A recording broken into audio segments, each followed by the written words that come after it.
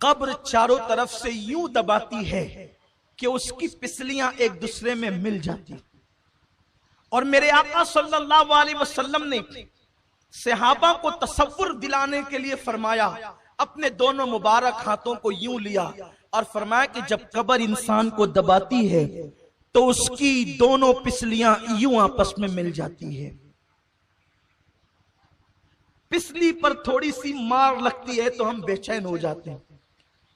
اے میری قوم کے جوانوں، گناہ کرنے والوں، اللہ کو ناراض کرنے والوں، رب کو غضب کی دعوت دینے والوں، ذرا سوچو، اگر صرف قبر کا دبانا ہی ہوتا اندر تو یہی عذاب ہمارے لیے کافی تھا. قبر دباتی ہے اور پسلیاں ایک دوسرے میں آپس میں مل جاتی ہیں. بیٹوں کا حال کیا ہے؟ بیٹیوں کا حال کیا ہے؟ کائنات میں سب سے زیادہ اگر کوئی کسی سے پیار کرتا ہے تو ماں اپنی اولاد سے پیار کرتی.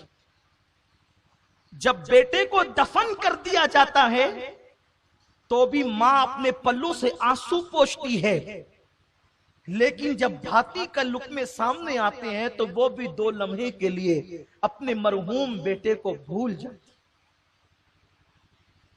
لوگ تمہاری بھاتی کھا رہے ہوتے ہیں اور ادھر مردے کو قبر دبا رہی ہوتی ہے.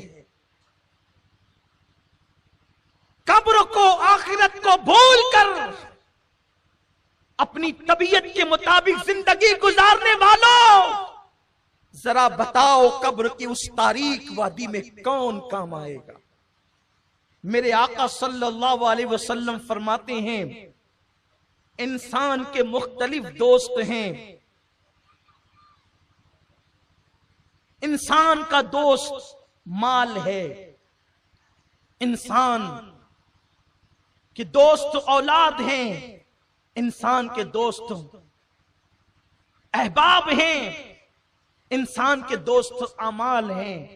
مال کا حال تو یہ، جیسے روح جسم سے نکلی ویسے ہی مال پرایا ہو گیا، وارثوں کا ہو گیا. دوستوں کا حال یہ، قبر تک لایا اور چھوڑ کر کے ایسے چلے گئے جیسے پہچانتے ہی نہ تھے. لیکن اعمال انسان کی قبر تک جاتے ہیں. ہائے مسلمان، تو نے ان لوگوں سے دل لگایا،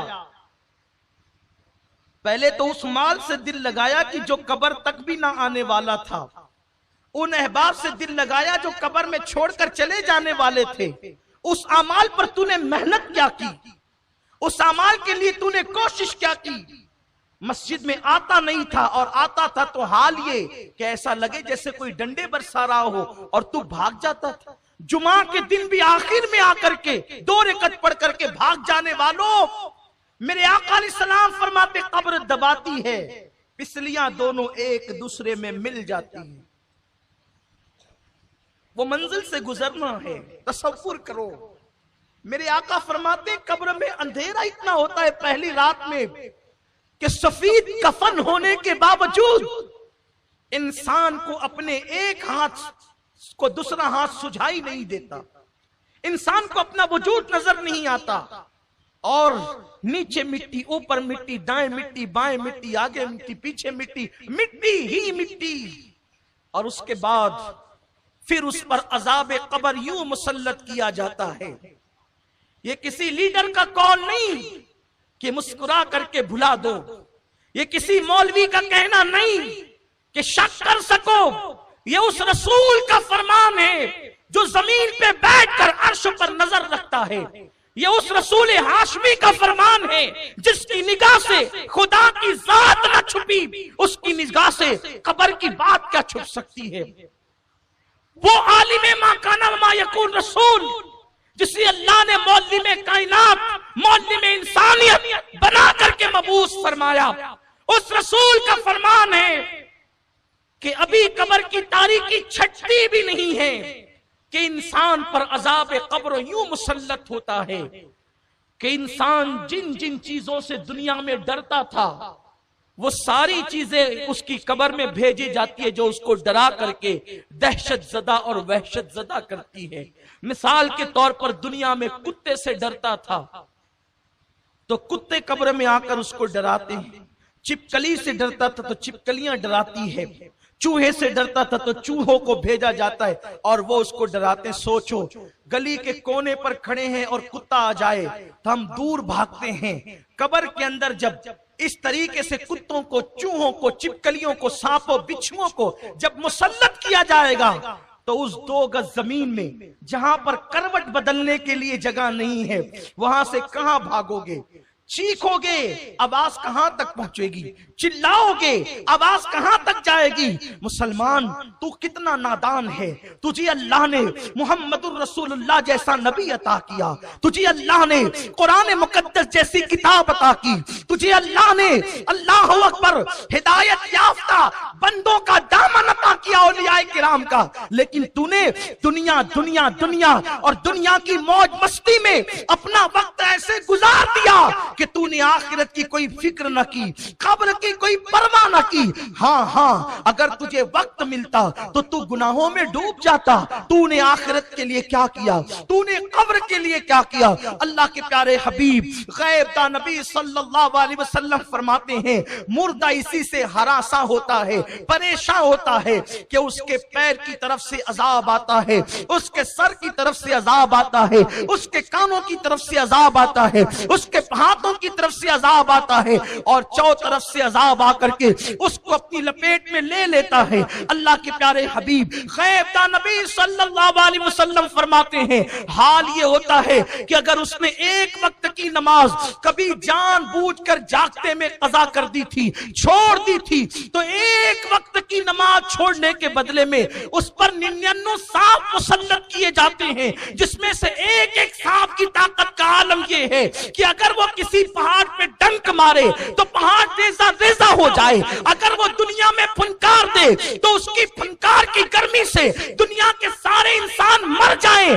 ایسے 99 سانپ اس مردے پہ مسلط کیے جاتے ہیں. اس کے بعد ایک فرشتہ جو آنکھ سے دیکھتا نہیں، جو کان سے سنتا نہیں، جو زبان سے بولتا نہیں، گونگا بہرا انڈا فرشتہ اس پہ مسلط کیا جاتا ہے اور نماز چھوڑنے کی وجہ سے صرف ایک گوزا جب وہ اس کے وجود پہ مارتا ہے تو وہ ایسے پس جاتا ہے جیسے چنے پہ ہتھوڑا مارنے سے چنا پس جاتا ہے.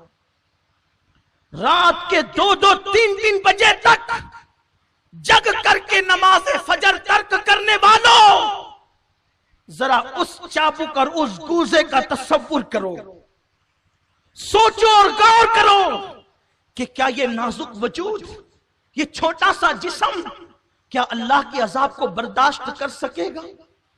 کیا رب تبارک و تعالیٰ کے عذاب کو برداشت کر سکے گا؟ نہیں اور ہرگز نہیں. تو پھر یہ رنگریلیاں کیوں ہیں؟ یہ طبیعت کے مطابق زندگی کیوں ہے؟ یہ گھروں پہ لگے ہوئے تمہارے اینٹینے، یہ اینٹینے نہیں، یہ ایریل نہیں، یہ جہنم کے سامان ہے. تمہارے گھروں کی رنگین ٹیویاں جو تمہیں ڈش لگانے پہ مجبور کرتی ہے، تمہارے بچے جو تمہیں مجبور کرتے ڈش لگانے پر، اس میں 100 سے زائد چینل پر گندی ننگی اور آوارگی کی فلمیں دیکھنے والوں، یہ صرف تمہیں نہیں بلکہ تمہاری پوری اولاد کو جہنم کا ایندھن بنانے کے لیے راہ جہنم پر لے کر کے جا رہے ہیں. خدا را ذرا اپنے حال پہ رحم تو کرو. اگر یہ کہا گیا ہوتا کہ 1 سال کے بعد موت آئے گی تو شاید ہم 1 سال پہلے سدھر جاتے، 10 سال کے بعد موت آئے گی تو ہم 10 سال پہلے سدھر جاتے. لیکن موت نے تو کوئی وقت نہ دیا، کسی کو موقع نہ دیا. موت کب آئے گی، کیسے آئے گی، کس وقت آئے گی، کس حال میں آئے گی، اسے پر کوئی اطلاع کسی کو نہیں دی گئی. ٹی وی دیکھنے والوں، موبائل کو ہاتھ میں لے کر کے انٹرنیٹ پر گندے مناظر دیکھنے والوں، جس وقت تمہارے ہاتھ میں موبائل ہو اور اسی وقت اللہ نہ کرے تمہیں موت آ گئی، اس وقت جب تم گندے مناظر دیکھ رہے ہو یا فلمیں تم ننگی اور آوارگی کی دیکھ رہے ہو، اسی وقت تمہیں موت آ گئی تو تم اللہ کو کیا منہ دکھاؤ گے؟ مصطفیٰ جان رحمت صلی اللہ علیہ وسلم ارشاد فرماتے ہیں جس کو جس حالت میں موت آئے گی وہ قیامت کے دن اسی حالت میں اٹھایا جائے گا. اللہ کے حبیب صلی اللہ علیہ وسلم فرماتے ہیں بہت چھوٹی چھوٹی چیزیں جس کو لوگ سمجھتے ہیں اس پر بھی اللہ لوگوں پہ قبر میں عذاب فرمائے گا. میرے آقا علیہ السلام فرماتے ہیں کہ لوگ پیشاب کے چھینٹوں سے نہیں بچتے، اس بنیاد پر بھی اللہ ان کو عذاب قبر میں مبتلا کرے گا۔ اس حدیث کو پڑھنے کے بعد میں نے کتاب بند کی اور میں سوچنے لگا کہ اللہ کے حبیب صلی اللہ علیہ وسلم فرما رہے ہیں کہ اگر پیشاب کے چھینٹے پیروں پر آئیں اور لوگ پیشاب کے چھینٹوں سے نہ بچے تو بھی اللہ ان کو قبر کے عذاب میں گرفتار کرے گا۔ پیشاب تو اپنے پیٹ سے نکلی ہے، اب سے اپنے پیٹ سے نکلنے والی گندگی، اپنے پیٹ سے نکلنے والی غلاظت، اگر ہم اس سے نہ بچیں تو اللہ عذاب قبر میں گرفتار کرے گا، عذاب قبر میں مبتلا کرے گا۔ اور قبر کا عذاب کیا ہے؟ کفن چھین لیا جائے گا، جسم کو قبر کے کیڑے، سانپ اور بچھو کھائیں گے، پوری قبر کے اندر آگ بھڑکا دی جائے گی۔ یہ عذاب قبر کی ہلکی سی جھلک ہے۔ میرے آقا صلی اللہ علیہ وسلم ارشاد فرماتے ہیں قبر میں جو عذاب دیا جاتا ہے جو میں جانتا ہوں، اگر تمہیں بتا دوں تو تم گھروں میں رہنا چھوڑ دو اور پاگلوں کی طرح جنگلوں میں بھٹکنے لگو۔ حضور نے نہیں بتایا، صرف اشارہ کر دیا۔ اس کا مطلب یہ ہے کہ آقا جو جانتے ہیں وہ کوئی نہیں جانتا، اور یہ بھی میرے رسول کی شان کی بات ہے۔ حضور وہ سب کچھ جان کر بھی لوگوں کے درمیان محلے میں انسانیت کی حیثیت سے ہے۔ اس کا مطلب حضور کی عقل اور اپنی عقل دونوں برابر نہیں ہے۔ ہمیں پتا چلے تو ہم پاگل ہو جائیں، ارے لوگ بھیانک ایکسیڈنٹ دیکھ کر کے پاگل ہو جاتے ہیں، تو قبر کا عذاب سننے کے بعد جو کما کہو عذاب دیا جائے گا وہ کیسے برداشت ہو سکتا ہے؟ تو اللہ کے حبیب صلی اللہ علیہ وسلم فرماتے ہیں اگر میں تمہیں بتا دوں مکمل طور پہ کہ قبر میں کیا ہوتا ہے تو تم ایسے گھلنے لگو گے جیسے نمک پانی میں گھلنے لگتا ہے۔ تم اپنی جگہ پر سلامت نہیں رہ سکتے، گھل جاؤ گے تم۔ وہ قبر ہے جسے دردناک عذاب کے حوالے سے اللہ کے حبیب علیہ الصلوۃ والتسلیم نے بیان فرمایا ہے۔ تو ایک معمولی سا عمل جس کو ہم کہتے ہیں پیشاب کے چھینٹوں سے نہ بچنا، یعنی کھڑے کھڑے کچھ لوگ پیشاب کرتے ہیں تو پیر پہ چھینٹے آتے ہیں، کچھ لوگ بیٹھ کر بھی بے احتیاطی سے کرتے ہیں تو بھی پیشاب کے چھینٹے آتے ہیں۔ تو پیشاب کے چھینٹوں سے نہ بچو تو بھی انسان عذاب قبر میں گرفتار ہوگا۔ حیرت ہے جتنا زیادہ ناپاک پیشاب ہے اس سے زیادہ ناپاک گناہ ہے۔ گناہ اور پیشاب کی ناپاکی میں زمین آسمان سے بڑا فرق ہے، کیونکہ پیشاب اگر کہیں لگ گیا پانی ڈال دو تو پیر پاک ہو جائے گا، بدن پاک ہو جائے گا، لیکن اگر گناہ کا دھبا لگ گیا تو 7 سمندر کا پانی بھی گناہ کا دھبا نہیں دھل سکتے۔ تو پیشاب اگر ناپاک چیز پیر پہ لگ جائے اڑ کر کے اور کوئی اس سے نہ بچے، احتیاط نہ کرے، تو اللہ عذاب قبر میں گرفتار کرے گا۔ تو اس سے زیادہ ناپاک تو گناہ ہے۔ وہ کوئی گناہ میں ڈوبا رہے، اور وہ بھی وہ گناہ نمازوں کا ترک کرنا، جوا کھیلنا، تاش کے پتے کھیلنا، محلے کی لڑکیوں پہ بد نظری کرنا، پڑوسیوں کے حقوق دبانا، غصب کرنا، ایک دوسرے کے حقوق ادا نہ کرنا، ماں باپ پہ ظلم کرنا، ماں باپ پہ زیادتی کرنا، بیوی پہ ظلم کرنا، بیوی پہ زیادتی کرنا، اولاد کا حق ادا نہ کرنا، کتنے بڑے بڑے جرائم ہیں۔ اس سے بچنے کی کیا صورت ہے؟ اور ایک اہم بات، پیشاب اپنے پیٹ کی غلاظت ہے، وہ نکلی اور پیر پہ پڑی اور ہم اس سے نہ بچے تو عذاب قبر میں گرفتار ہوں گے۔ اور جتنی زیادہ ناپاک پیشاب ہے اتنا ہی ناپاک شراب بھی ہے۔ دونوں کی ناپاکی برابر برابر، یعنی کہ پیشاب کا پینا اور شراب کا پینا دونوں ایک ہے۔ یہ میں کوئی لطیفہ نہیں کہہ رہا ہوں، میں آپ کے سامنے اس کی شرعی حیثیت بیان کر رہا ہوں کہ شراب اسلام میں اتنی ہی ناپاک مانی گئی ہے جتنا کہ پیشاب ناپاک ہے۔ تو مجھے بتاؤ، اگر پیشاب کے چند چھینٹے بدن پہ لگ جائیں تو انسان اللہ کے عذاب میں گرفتار ہوتا ہے، تو جو لوگ پیشاب کی طرح ناپاک شراب اپنے منہ کے اندر ڈالیں اور اپنے پیٹ میں ڈالیں تو ان پر کیسا عذاب ہوگا، ان پہ عذاب کی کیفیت کیا ہوگی، ان پہ عذاب کی سختی کیا ہوگی۔ میرے آقا صلی اللہ علیہ وسلم کے دیوانوں، آیت مبارکہ کا آخری ٹکڑا، اب میں اس پہ نہیں پہنچ سکوں گا، بس ایک بات عرض کر کے اپنی گفتگو مکمل کروں، شاید کسی کی زندگی میں انقلاب پیدا ہو جائے۔ خدا کے لیے اپنی قبر کی تیاری کرو، قبر میں کسی نے نہیں آنا، نہ کسی مولوی نے، نہ کسی خطیب نے، نہ کسی مقرر نے،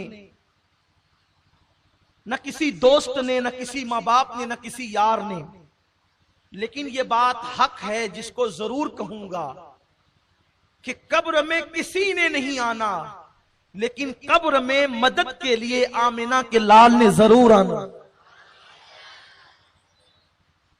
اسی لیے قبر کی تیاری کا سب سے بنیادی سبجیکٹ ہے کہ جو آنے والا ہے اس سے اپنا کانٹیکٹ بنا کے رکھو،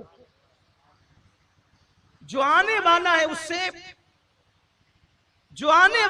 سے کانٹیکٹ بنا کے رکھو، اس لیے کہ اگر رابطہ بنا رہے گا تو وہاں بگڑی بن جائے گی۔